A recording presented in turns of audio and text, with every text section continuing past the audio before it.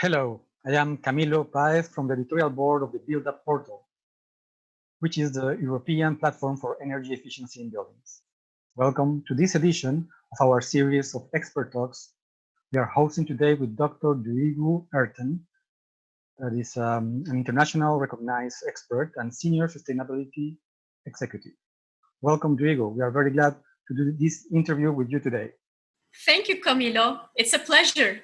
Today, we want to address the subject of nearly zero energy buildings and how the new constructions are nowadays allowing to reach this level of performance. What are the challenges and perspectives of the building sector?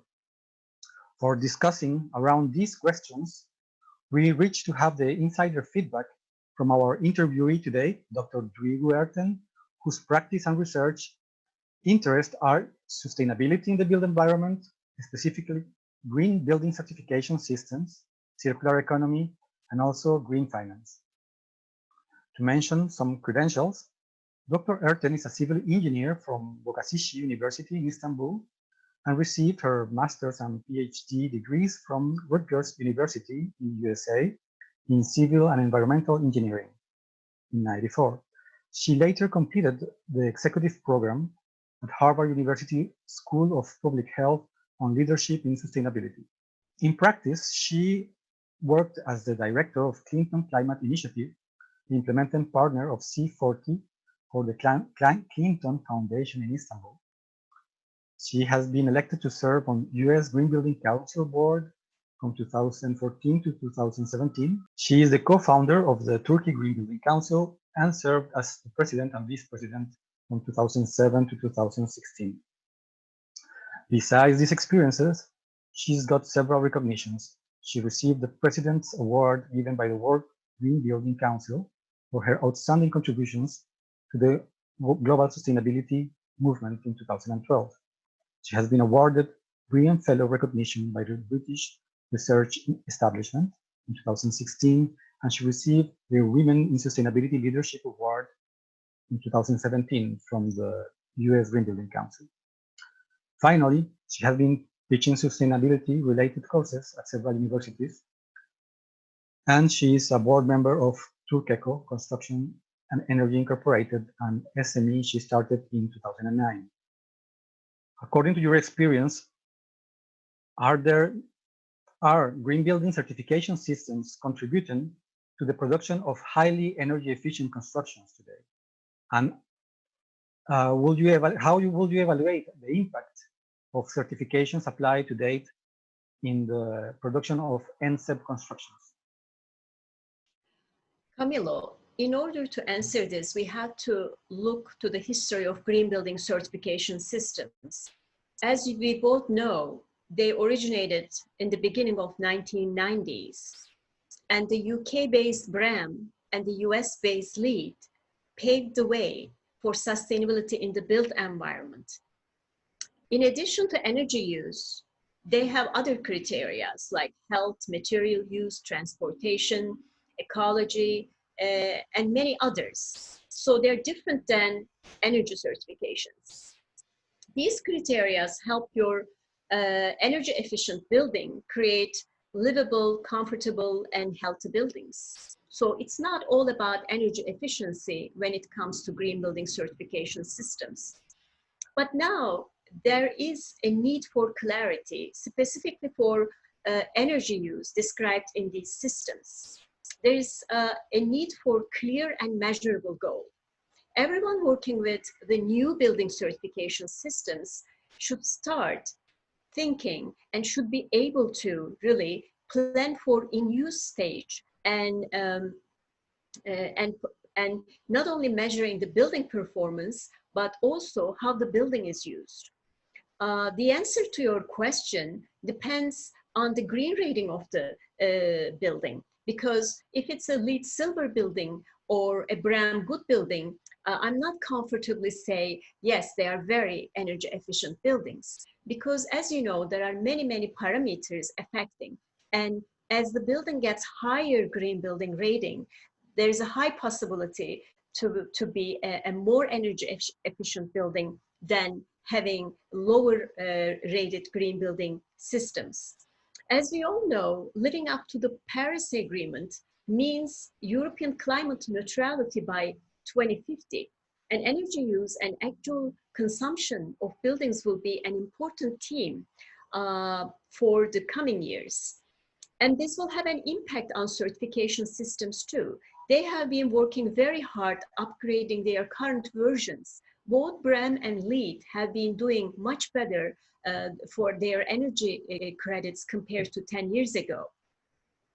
The most famous green building certification systems are LEED and Breeam when it comes to associating with nZEB, because we are expecting a proliferation of new rating systems, including sites, ARC, WELL.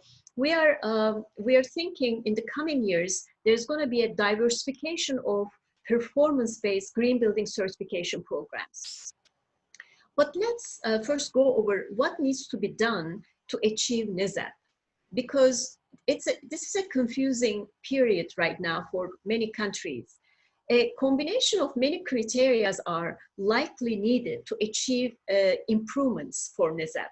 What are those? Like building insulation levels greatly improved, glazing ratios may need to be considered, insulation value of the glazing itself will be considerably improved. Air tightness standards are being introduced, including mandatory air tightness tests on every building, enhanced calculation of linear thermal bridging required, the use of renewables and free cooling up to 20% of final demand, the use of solar shading will need to be considered. Renewables will need to cover a substantial part of energy use, and much more efficient lighting and services will be needed. When we think about all these criteria nZEB is requiring, they are already embedded in the criteria of green building rating systems. As green building certification institutions push for higher versions, they are making the systems closer and closer to nZEB. So higher standards, more percentages, higher percentages over baselines, they're getting better and better. The International Living Building Challenge Institute have a certification, ILFI, and it is also an option for a net zero. It gives an option for a net zero energy building under its umbrella of the, holistic LBC certification that everyone started talking recently. Such buildings have 100% of their energy needs supplied by on-site renewable energy on an annual basis. The nZEB designation varies that a building is truly operating as claimed, harnessing energy from the sun, wind, or earth to exceed net annual energy demand. To earn this certification, a building must actually meet 5 requirements of the LBC. And these are limits of growth, net zero energy, rights to nature, beauty and spirit, and inspiration and education. According to ILFI website, any building can become nZEB certified, new or operational, anywhere in the world. 100% of the project energy needs must be supplied by on-site renewable energy on a net annual basis without the use of on-site combustion. nZEB certified buildings must also meet the following requirements of Living Building Challenge. The first half of Imperative 1, limits to growth, dealing with appropriate siting of buildings, Imperative 19, beauty and spirit, Imperative 20, and inspiring and education. So I think we are in a good shape for using these certification systems now to pave the way for nZEB. I would like to share about the Turkish context. About in particular to nZEB definition, we know that there is not a single consensual definition for what nZEB is. And we would like to know what is being defined in Turkey as a reference for this, and in a broader sense, also how the energy performance of buildings is being regulated in Turkey. Well, definition of nZEB vary, but they all share a common goal, as we know, to reduce or neutralize the environmental impact of buildings. Therefore, we should keep in mind that there is no single definition of nZEB, but there are several different definitions and frameworks depending on climatic, economic, and political conditions of that country. Member states have flexibility in how they define nZEB in their countries, so the requirements vary across the EU. Turkey, of course, Turkish officials have been working on nZEB since few years, and they are developing related national policy since 2007 in order to meet EPBD requirements and currently carry on studies related to near zero energy buildings. Turkey is developing its own nZEB standards by the help of GIZ based on my conversation with Turkish Ministry of Environment and Settlements. The minimum standards are strengthened regularly and progressively, allowing and encouraging building owners and investors to plan ahead. Turkey has been doing very well when it comes to energy efficiency policies. One thing, Turkey's building energy regulation focuses on thermal resistance. The national standard of thermal insulation requirements for buildings, TS 825, was first issued in 1999 and became mandatory since 2000. This standard has been revised many times, and subsequently latest version of which was published in 2013 has been revised again, and it regulates the envelope thermal insulation. It sets minimum U values for envelope components. In addition, more recently, Turkey has begun to align with the European legislation on buildings, including the Energy Performance Buildings Directive, EPDP. A part of this process is adoption of Building Energy Performance, BEP, regulation, which envisages the use of district heating and or renewable energy for the buildings above a certain threshold. So I think in 3 to 4 months, Turkey will have its nZEB standard. Also, all regulations consistently refer to efficient heating systems, indicating that efficient heating is a major issue in energy efficiency in buildings. The only piece of regulation where efficient heating is not explicitly mentioned is the Green Building Regulation, which came out a few years ago. To come back to the definition of nearly zero energy buildings, you as an awarded sustainability expert, do you think that the nZEB definitions that are currently used need to be connected to other sustainability indicators? Well, the definition of nZEB emerged strongly in recent years as a new concept for sustainable and energy neutral development in the built environment, as you know. The importance of this concept lies in its capacity to solve part of our current environmental crisis by replacing fossil fuels with renewable energy through a decentralized approach. The Energy Performance of Buildings Directive, EPBD 2010, introduced the definition of nZEB as building with very high energy performance where the nearly zero or very low amount of energy required should be extensively covered by renewable sources produced on-site or nearby. The founding principles for any nZEB definition are based on setting a proper balance between energy efficiency, renewable energy generation, human comfort, and carbon emissions. Operation and maintenance of high-performance buildings are a basic component of nZEB. A robust performance of nZEB without facility management is impossible. And nZEB definitions need to look at a range of criteria, including materials rather than energy only, and corresponding policy measures should evolve to address smart buildings and smart cities also. The definition development should be a consensus based on the national level. Definitions should also include measurement and verification, so those definitions translate into consistent codes while being coupled to training for builders, designers, and workers. You touched there several key ingredients to achieving coherent development of this I would like to address this current situation.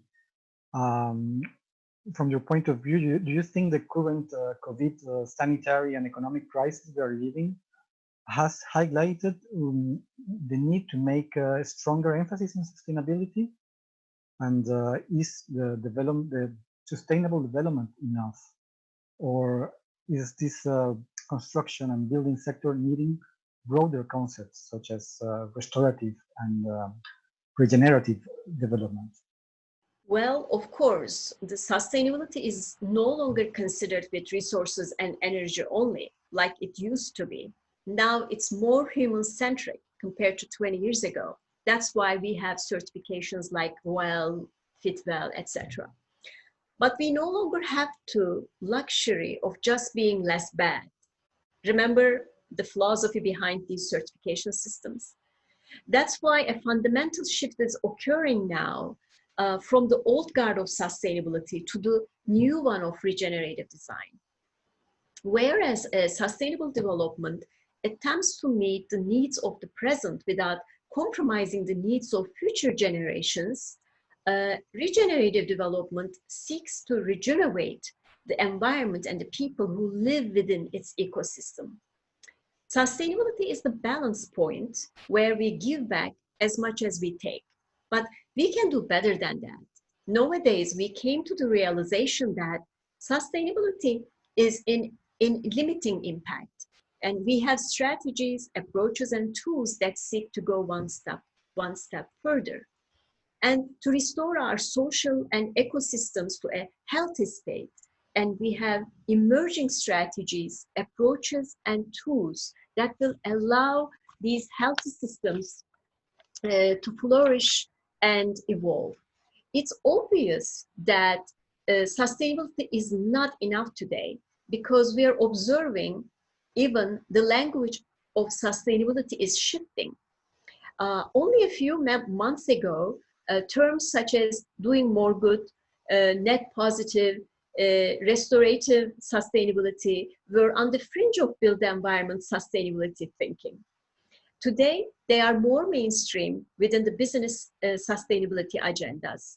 And let's not forget, nZEB is the way to go since nZEBs have zero dependency on fossil fuels. And up to now, whatever we did, including green building certification systems, we weren't successful enough to get rid of fossil fuel usage from our buildings. Thank you for recalling this point, and thank you for all your insights, Duygu. I hope to see you soon, and thanks also the audience for watching. See you in Thanks. our next edition.